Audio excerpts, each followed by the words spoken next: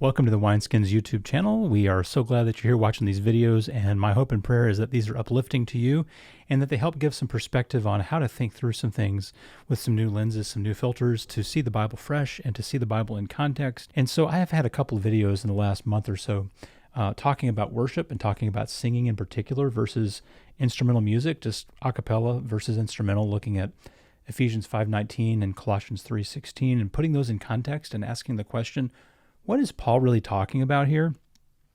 And then he's really not getting into like a worship war debate. He doesn't even mention instruments. He doesn't get into it. He's talking about being shaped and formed to the image of Christ, putting off our old life, taking on a new life, and what it looks like to live the Jesus life in this world as people who encourage each other, who instruct each other, who admonish each other through songs, through hymns, through songs of the Holy Spirit, that these are things that we're doing in the Jesus community, living the Jesus life together, and that Paul's intention in those verses was not to get into an instrumental music conversation, because he didn't. And so I want to talk about 5 reasons why I think you can support a cappella worship. And so I've grown up in churches of Christ my whole life. This may not be the video that you expect for me to do, but I want to share some light on the other side of that coin, because I think that a cappella worship really has some benefits to it. And I'm going to share some reasons why I think it's beneficial. And let me know what you think about this in the comments. So here's the first reason why I think a cappella worship has a real blessing and benefit to the people of God. It's participatory. You know, there are a lot of choir departments who get students in who grew up in the churches of Christ, say, wow, you guys can really sing. That's a really beautiful thing. It's a beneficial thing, but it's participatory. We don't have professionals up doing this for us. You know, this is something that if we don't do it, there's not any singing happening. The song leader would be singing at us, but this is what the church does. The church sings, and so we sing. So as I talk to friends of mine who are in instrumental churches that have both an instrumental and an a cappella service, the thing that I've heard regularly is that the instrumental side doesn't have as much participation as the a cappella side. Now, I will say that jives with my experience. When I've been in instrumental services and you're singing and you look around, first, it's hard to even hear yourself. But secondly, and I'm talking very generally here, I'm not talking judgmentally. I'm speaking descriptively, generally, normatively, not in a judgmental tone toward either a cappella or instrumental. But I have noticed that there is less participation in my experience in an instrumental service than in an a cappella service. Now, I have also looked around in a cappella services, and there's just a general lessening of singing, especially among men, when it comes to the corporate worship. This is not something that we're used to doing. We're just generally in tune with it. Such a different thing and an odd thing, which does kind of make church special. It makes church different. And so that's something that we should truly engage in. But my point is this, is the first reason that I think that a cappella worship is truly a blessing is because it is participatory. This is the church doing what the church is supposed to do. Now, the second reason is the priesthood of all believers. Going along with part 1, the participation, is that in 1 Peter chapter 2, verse 9, Peter says that we are a royal priesthood. There's not a distinction between priests or Levites and the everyday common people. We all participate in the worship and ministry of the church. This is not something that's done for us. We are truly all priests. We all have responsibility and obligation to participate and to contribute to the work and the ministry of the church, and that includes our worship. Again, I want to speak in generality here. I want to speak in principle here, not as universal applicable rules. But I do think, my opinion is that in an instrumental setting, you do have more of a tendency to create a separation or divide between who's up front leading the worship and who's in the pew. That can happen a cappella, but I think it's less likely to happen a cappella. When you have a band and all that's going on with that, it can, I think, more easily get us into a spectator environment. Just my opinion, not speaking for anybody else, not speaking of all churches. Again, I'm not anti-instrument at all, but I do think that that's a weak side of the instrumental side. And a strength of the a cappella side is it's harder for us to make those distinctions, I think. That's, again, just my opinion. And so that's a challenge that you face on the instrumental side. The third reason is this. A cappella is simple and reproducible. If you start a church somewhere, you plant a church somewhere, you plant a church in Africa or South America or in your backyard or down the road or whatever, and it has low overhead. It doesn't take 10 paid skilled professional people or even 10 skilled volunteers. It's participatory, it's simple, it's cheap, it's reproducible. If you go to big attractional mega church model and you say, how do you reproduce this? I was at a conference a while back all about this kind of like reproduction, and it was like, in this monster church, I don't know how many millions of dollars of church building, and it was like, how would you reproduce this? If this was your church model, how would you continue this church model? Like attractional mega churches don't make babies as well, I think.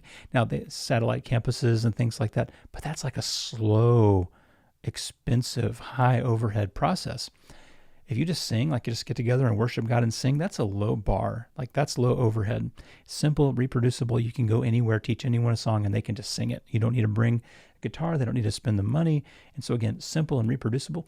And I think that that's going to be really, really important looking ahead post-pandemic, is that we have simple, reproducible methods and models that anybody can pick up and do. That as the Sunday morning machine is kind of being called into question here a bit, that we're going to need to get more nimble. And part of being more nimble is having less overhead and being smart about how we use our money and have less fixed expenses like that.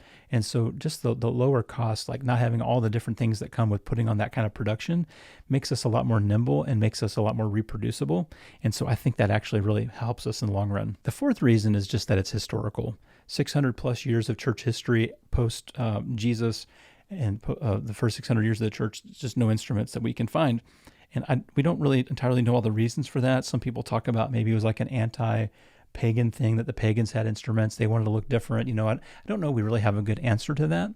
But for whatever reason, this was not something that happened for quite some time. So my third reason is just historical. If we want to be a part of historical early Christianity, a cappella worship is the way to go. Now, the next one ties into that, and that's just restoration philosophy. Churches of Christ were restoration movement churches. And that means that we have a philosophy of restoring the early church practice and doctrine. So it goes with our philosophy. Our consistency in philosophy, I think, is important if that's the philosophy that we're going to take. The fifth reason is this. It's just preference.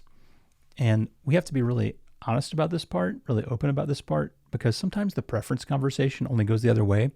And I'll hear people say things like, well, that's just those guys who want to be entertained. They're using those instruments because they're shallow and they just want to be entertained. Well, A, those are strangers. B, none of us are mind readers. And if you can do that, please let me know. I would love to know how to do that skill. I would love to ask you some questions if you can truly read minds and hearts. Jesus certainly could do that. We see that in the Gospel of Mark when he knew people's thoughts. But you can't do that, and I can't do that. And so we have to be very careful in just making up motives and reading motives into other people's lives. See it on Facebook like every day. Just stop doing that.